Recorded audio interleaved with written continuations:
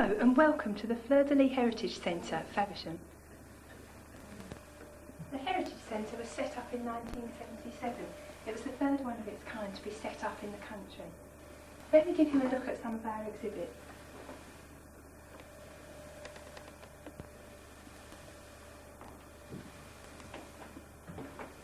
All the exhibits here are from Mr. Luckhurst's hairdressing shop in West Street.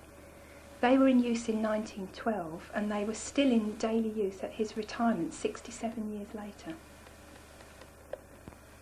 This is an old Strowger telephone exchange, the type that used to be used in the villages round about Faversham.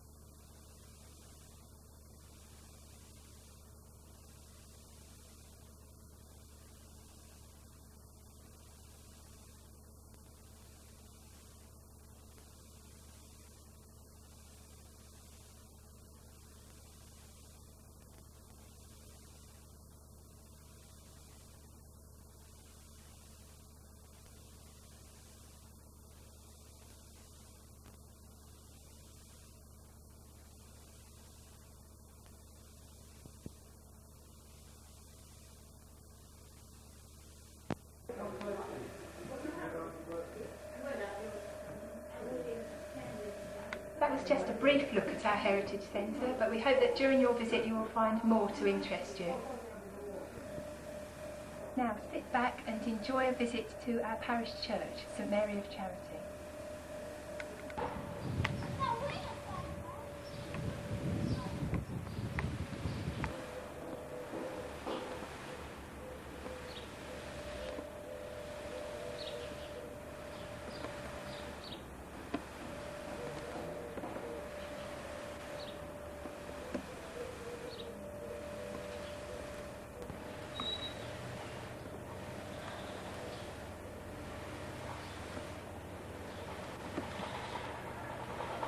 I'm Canon Gordon Manley, Vicar of Faversham Parish Church, the parish church of St Mary of Charity.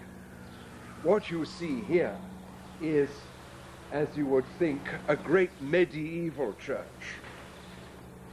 But that's as it appears from the outside, as it was clad in flint by Sir George Gilbert Scott in the last century. We'll go inside and you can see how the history of the church comes to be what it is.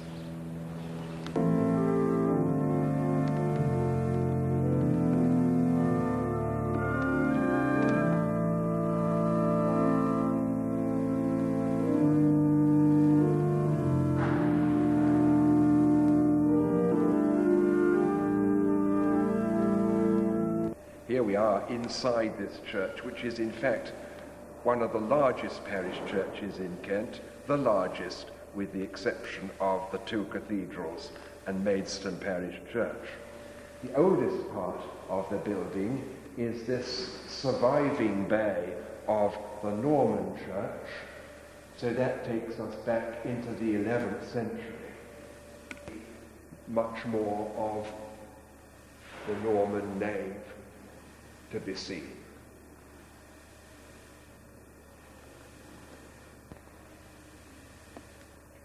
The next major period of building are the two transepts, which were built during the 14th century.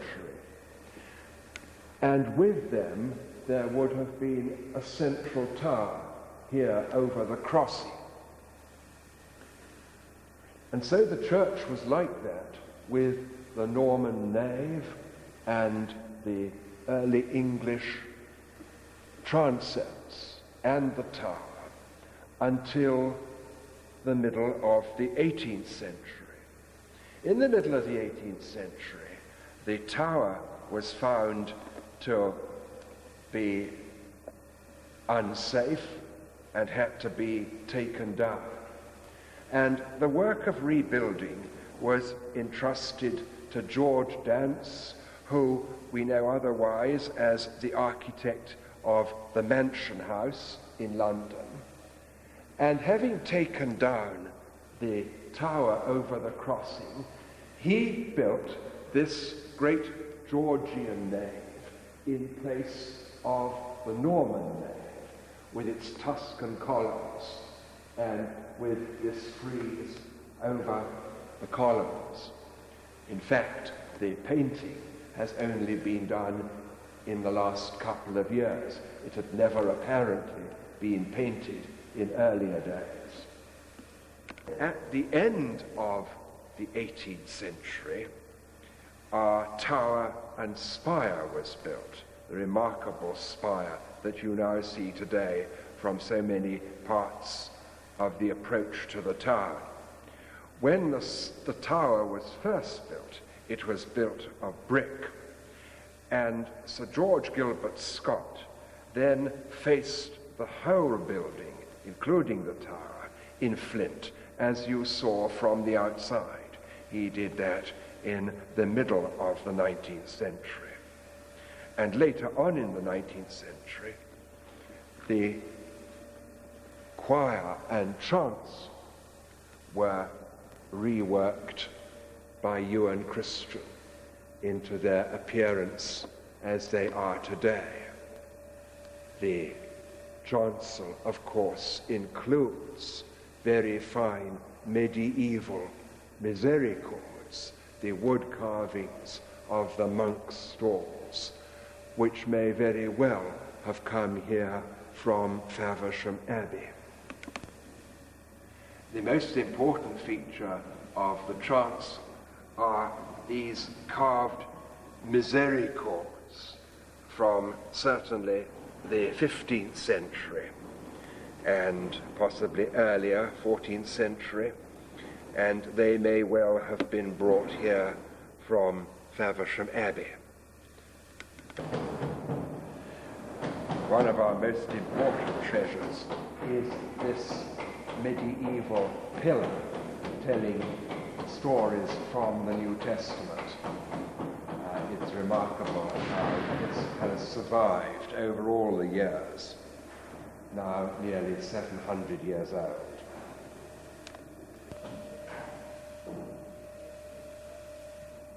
Before the Reformation, churches were full of light and colour in various aids to worship. Much that was in this church, as in many other churches, was destroyed. But this pillar is the kind of thing that has been preserved.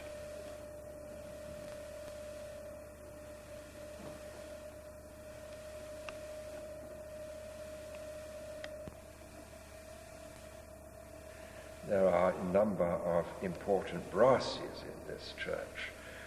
One of them is this brass that we're going to look at of Henry Hatch, who was a merchant venturer in the 15th century and brought considerable wealth and left it to the town, and the upkeep of this church benefits from it today. Here is the brass of Henry Hatch.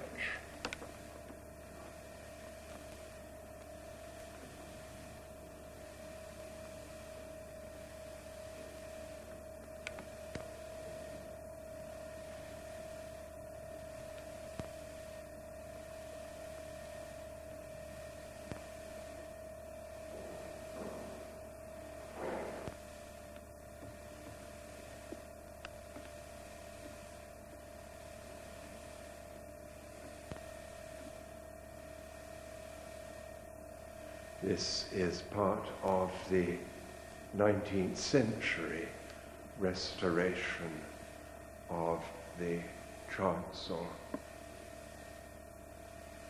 with which the name of Ewan Christian is connected.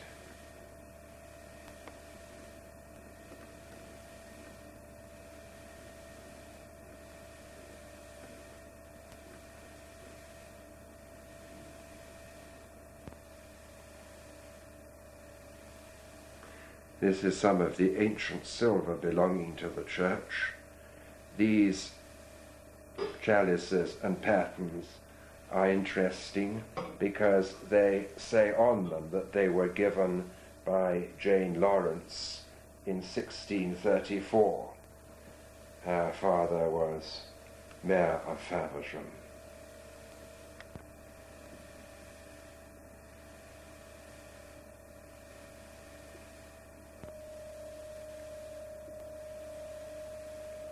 We're now in the ancient medieval treasury of the church, no longer used for keeping treasures in, but still a remarkable example of a medieval strong room in a church. You can see the shape of the door built out of a tree.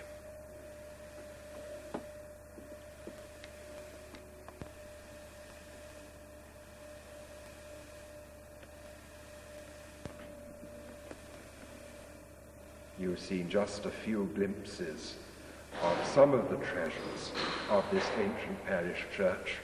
I hope you'll come and see it for yourself.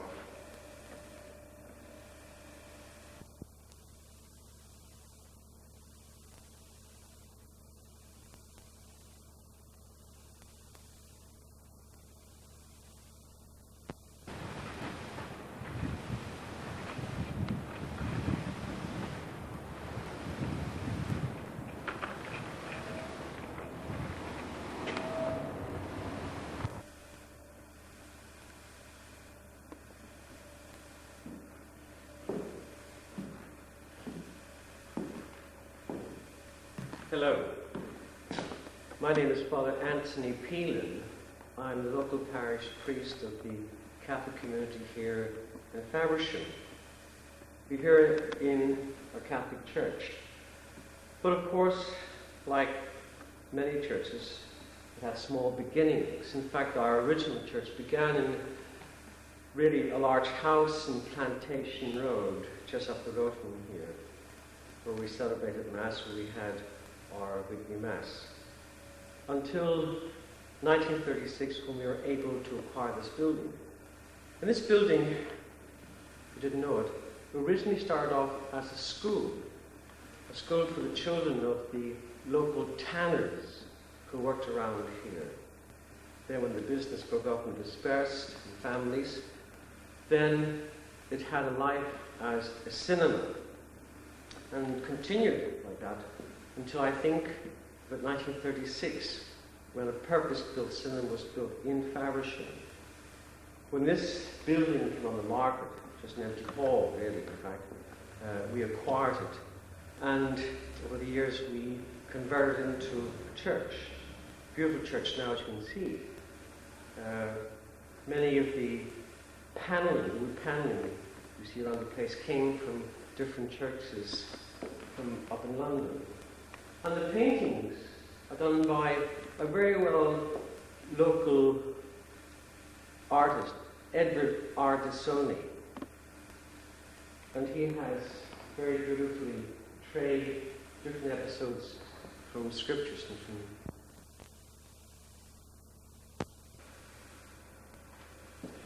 the title of our church here in Faversham is called Our Lady of Mount Carmel.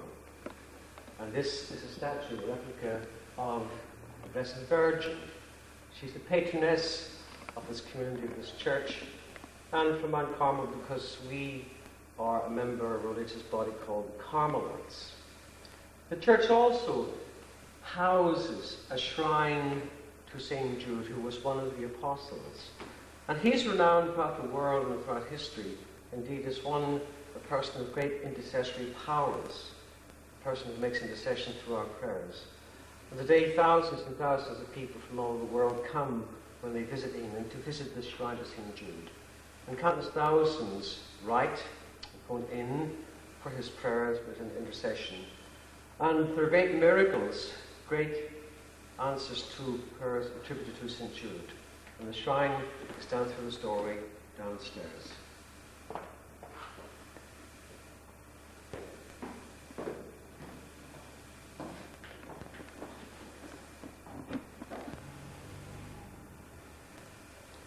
Christians believe, of course, that the saints in heaven are members of our family, our great family, that they have gone before us and they are at home, they are at peace with Almighty God. But they're still members of our family and they have great powers of intercession. They love us a great deal and they care for us.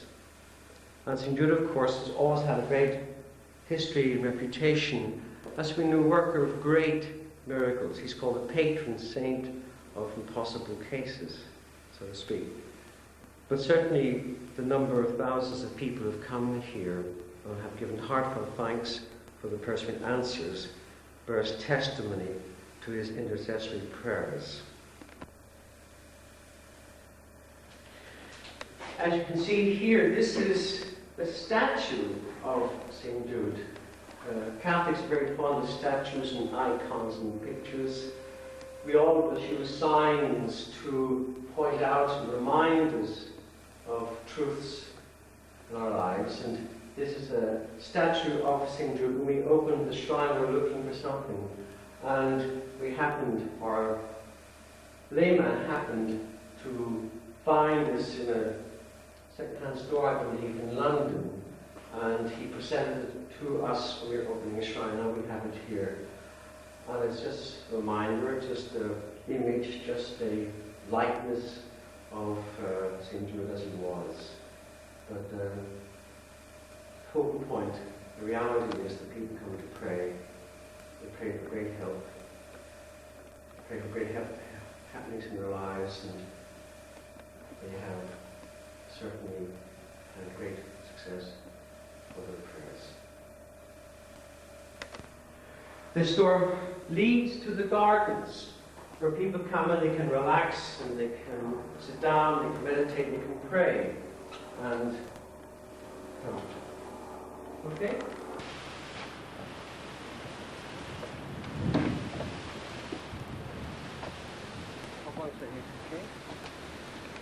Rose garden over here.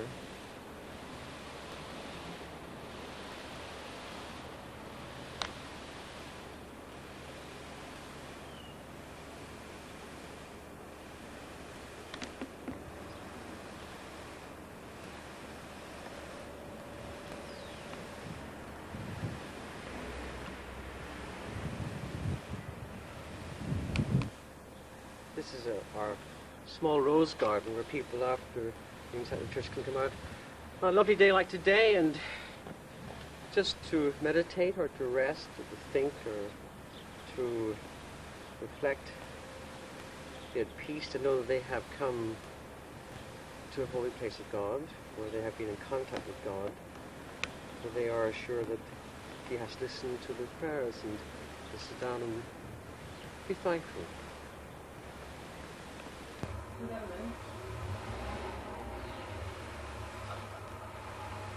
It enlivens us. It gives us a deeper insight into life, and any mark of civilization is something which takes account of art and artistic impressions and ideas, and religion is no less than that. And everywhere in churches you'll find representations of art, whether it's in painting or the church down the years have been always a great patron of the arts and commissioned people to come and to do artistic work for them. And of course the ideas and the truth behind religion has pulled forth from people great work.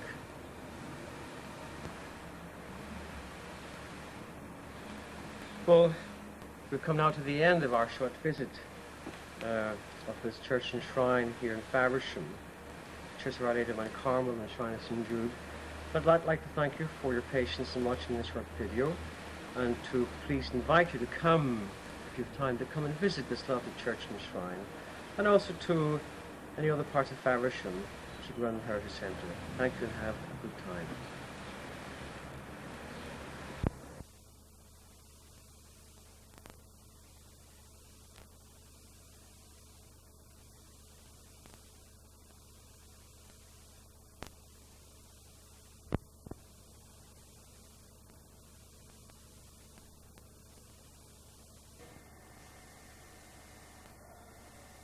Okay, thank you very much. Goodbye.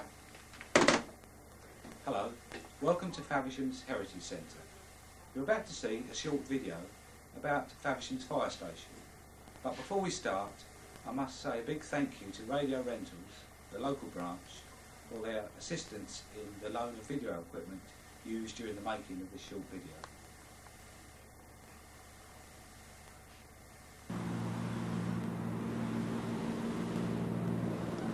Let me introduce myself. I'm Station Officer John Wildish, Station Commander at Faversham Fire Station. Behind me is the fire station, which was built in 1991. It replaced the former premises, which were in the centre of the town, which served the station well for 50 years. For the last 150 years there's been organised firefighting in Faversham. Up until 1926 there was 3 fire brigades, 2 insurance brigades and 1 volunteer brigade. Motorised fire engine. This served the then local town brigade up until the war. In 1939, with wartime approaching, a new Fire Services Act came into being and organised the fire services at a national level. After the war, the national service was handed back to local authorities' control, and in 1948 the fire service was founded in Kent on a county-wide basis. From that day in 1948 through to the present day, the fire services across the country have been organised on a local authority basis. Faversham being one of 65 stations within the county. With approximately 600 calls per year, the system operated at Faversham Fire Station is that we call day crewed, whereas the crews are on station during the daytime and respond from home by pocket alerters.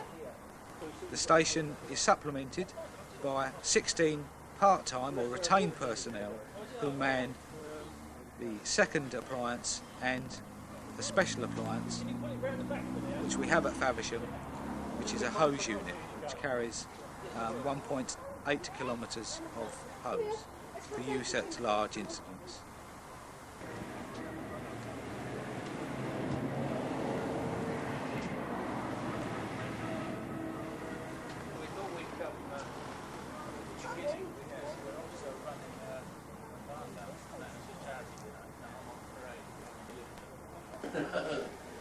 We've actually got this gentleman filming today on behalf of the Heritage Centre, making up a short film about the fire station and fire service within the town, which will be displayed at the Heritage Centre at some future day. Yeah. Particularly if we get to buy the next door building, that will allow the museum to expand a bit. Yeah. Got just a few displays of some of the things the brigade does.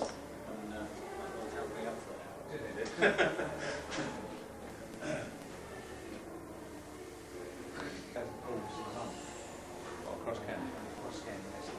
75 and 1975 that brigade.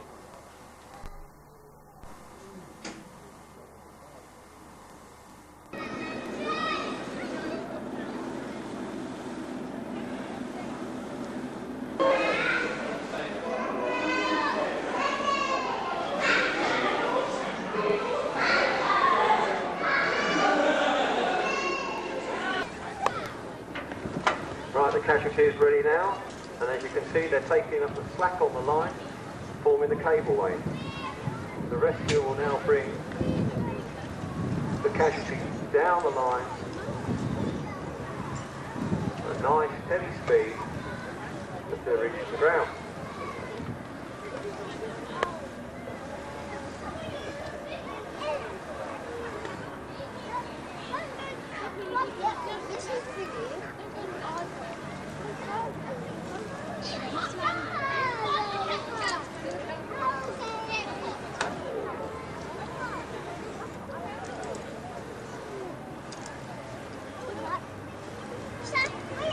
And as you can see, we've got full control over the line at what speed he wants to come down, he wants to stop.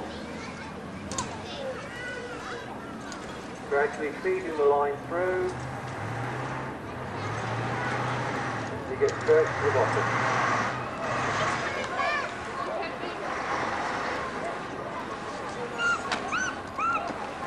Catch safely on the ground. And that concludes the display from the Dill Line Rescue Team.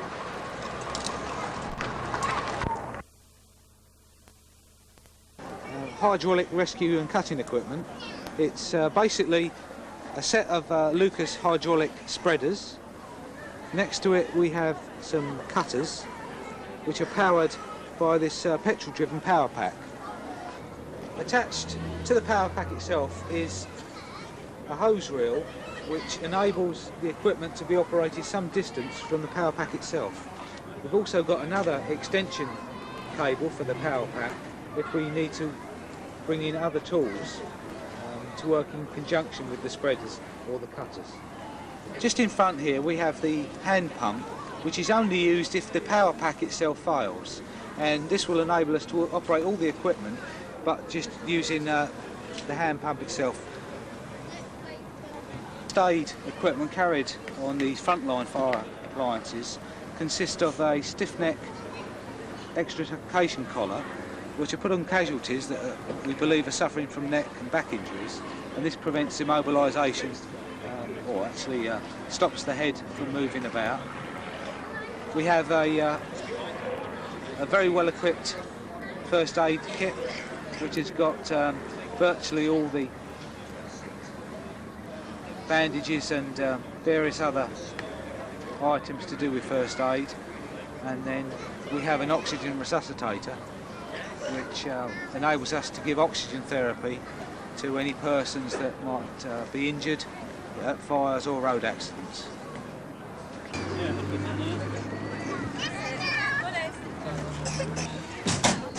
Okay, let's have the hose off and magic light.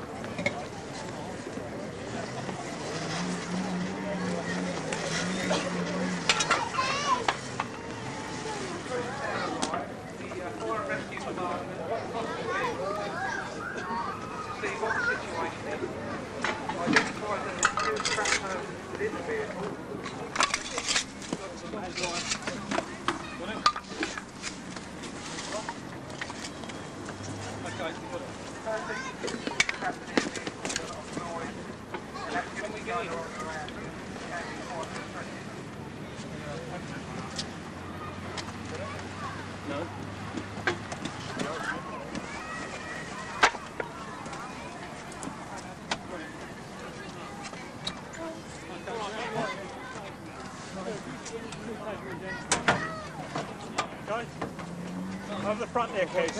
Got it? Okay, we start to mobilise the casualty.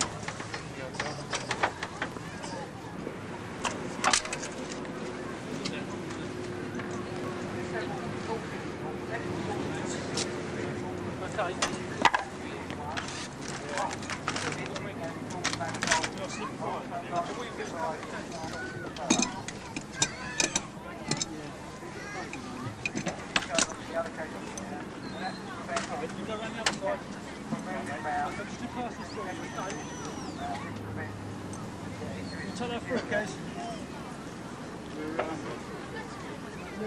Some gear over here. Kees, get the power pack. Don't worry, we'll have you out shortly. One moment. Straight inside, isn't it?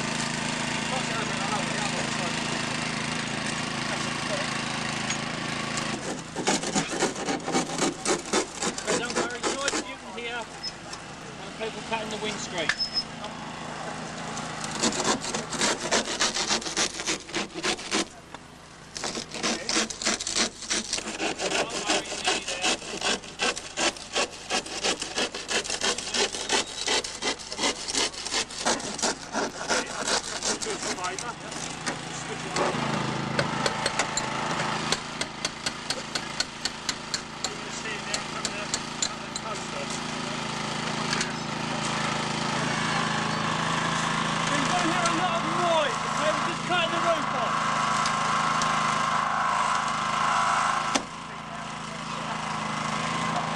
Okay,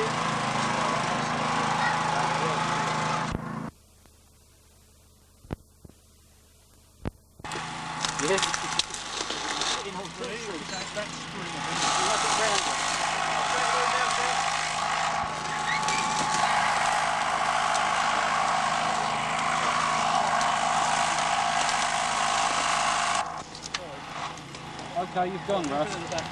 Just a bit of plastic to this side. Go over. Keep going. Cut now. Perfect.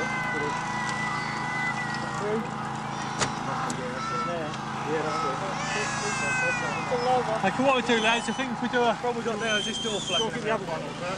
This door's going to flap around. It's carrying some of the boys.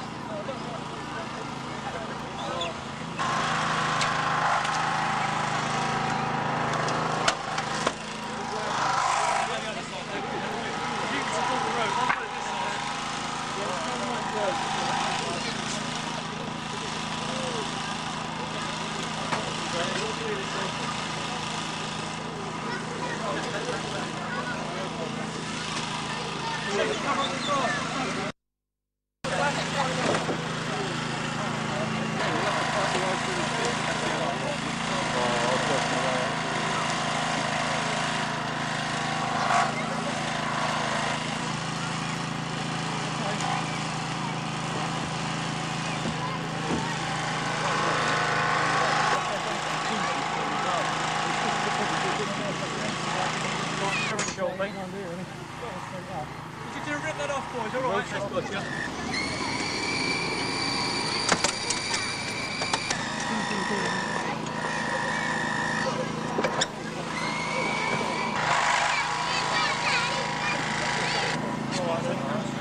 If you're taking him, I'll take him on. What's over a second?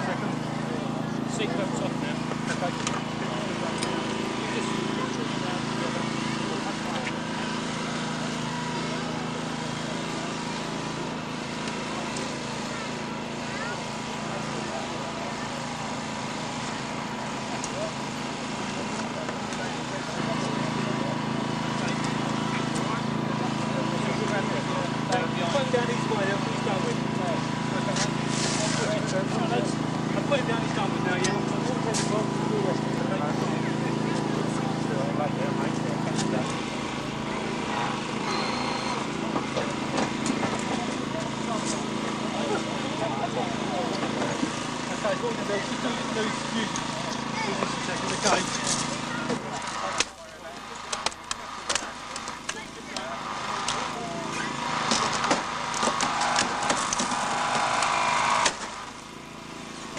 Swing his legs over. You take the leg in the back end.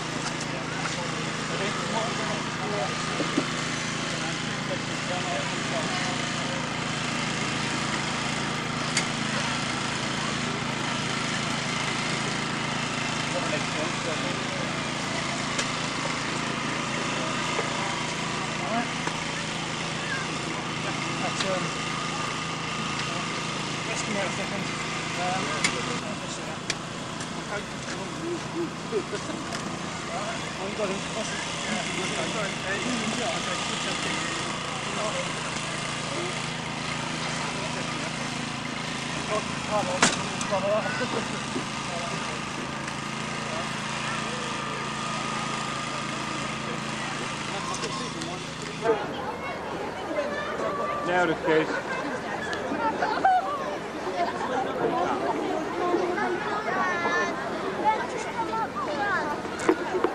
Remember, this could be your own home, and your own home can burn the same way. Fire will start and spread very quickly. To fit smoke alarms. A smoke alarm can give you an early warning of a fire and give you the extra time you need to get out of your building before we arrive. At the end of the day, our main objective is to save lives. And if you saved your own life, that saved us a job. We're happy, you're happy. Remember, if a fire does happen in your home, don't go back into it. Once you're out, stay out. Wait for us to arrive. We don't want to be pulling people out of burning buildings. We would sooner they was out before we arrive.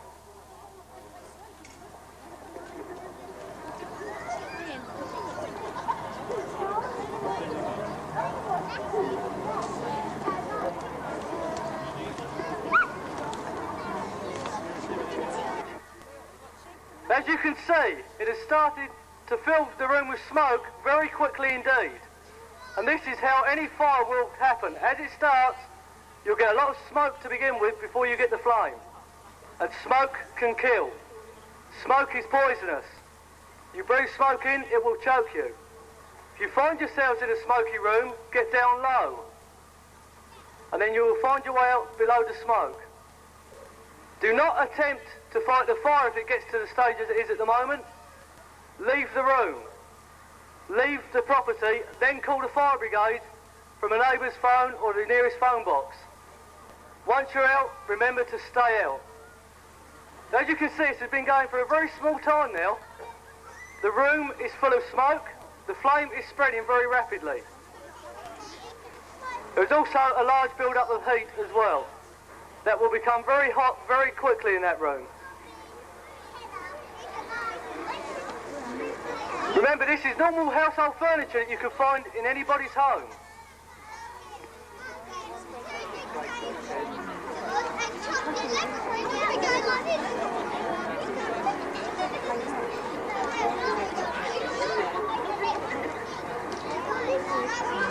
As you can see, as with a lot of household furniture, the smoke given off is black.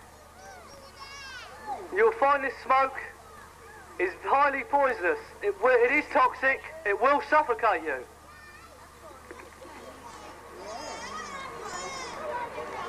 As you can see, the flames now have reached the ceiling.